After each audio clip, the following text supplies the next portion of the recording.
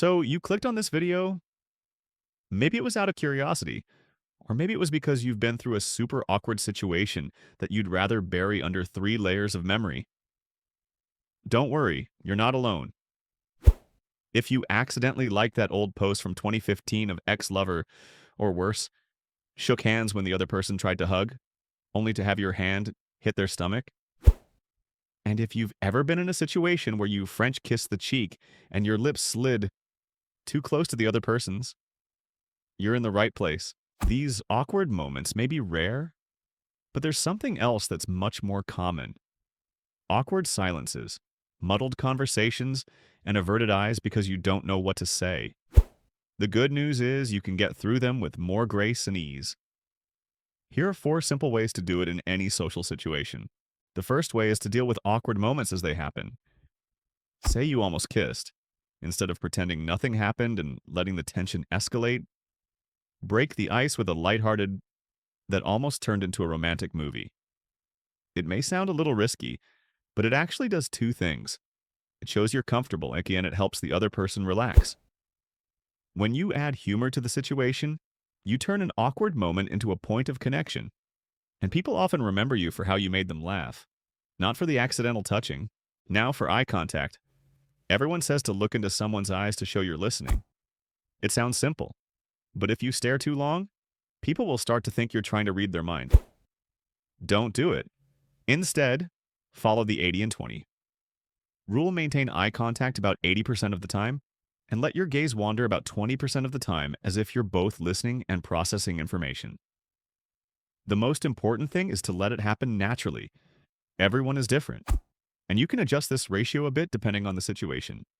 But whatever you do, don't let your eyes become a laser beam scanning the other person's brain. Speaking of naturalness, it's impossible not to mention your hands. Most of our communication is nonverbal, and our hands are the tools to express emotions, connect, or the culprits that cause unnecessary awkwardness. Imagine this: you're talking enthusiastically, but your hands are constantly flailing around as if you're directing traffic in the desert.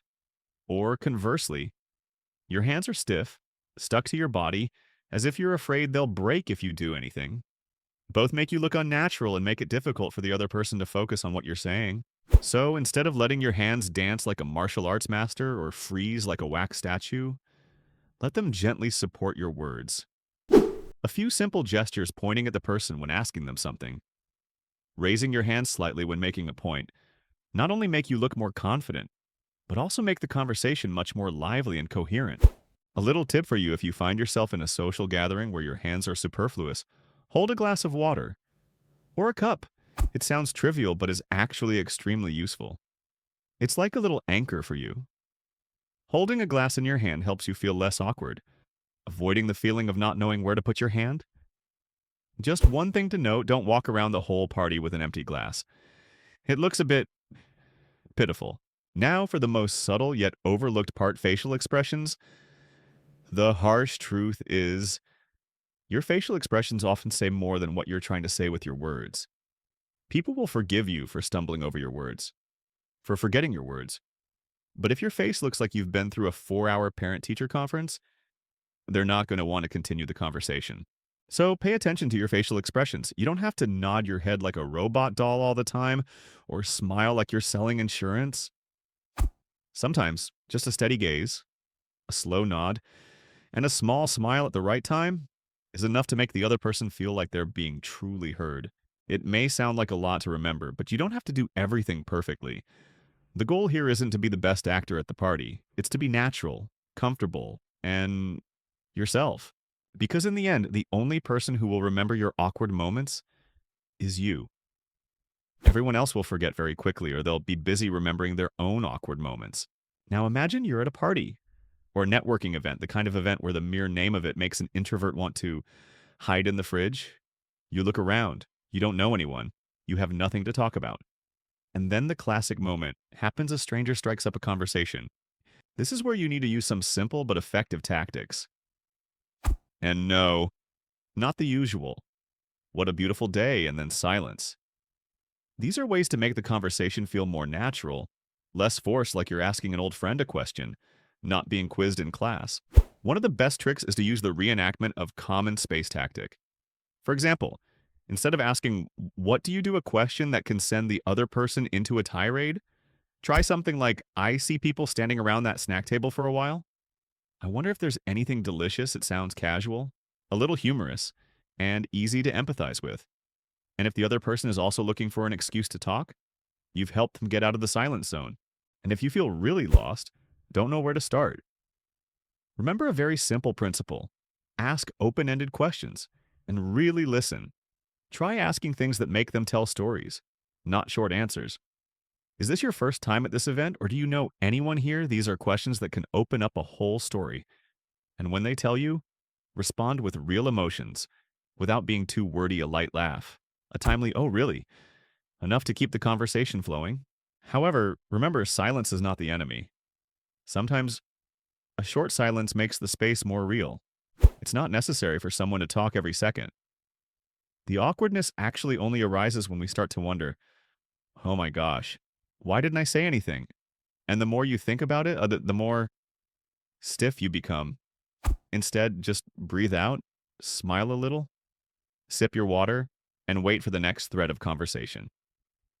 Don't try to cram in words like you're trying to fill out a survey. If you're still listening, congratulations. You've just learned almost all the survival skills to escape awkwardness intelligently. And in the next section, I'll help you apply these to more specific situations, from meeting your lover's family for the first time to a meeting at the beginning of the week where you have to speak in front of the whole room. And then you find yourself in a meeting at the beginning of the week.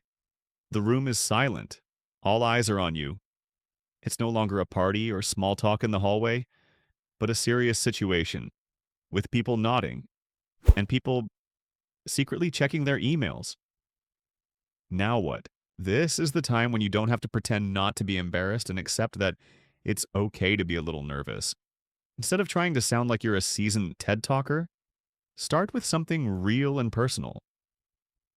A simple, "I'll keep this short so you can have your morning coffee." That's enough to make the whole room laugh and breathe a sigh of relief. You don't need to convince the world. You just need to show that you're there, trying, and being genuine. Embarrassment, you see, isn't the social judgment, it seems. It's just the background software of self-awareness. And when you understand that most people are more busy thinking about themselves than noticing how much you're making a big deal out of it, you'll start to feel more comfortable. Who hasn't stumbled over a word, hit a vase, or laughed in the middle of a serious conversation? Allow yourself to be embarrassed, but don't let it hold you back.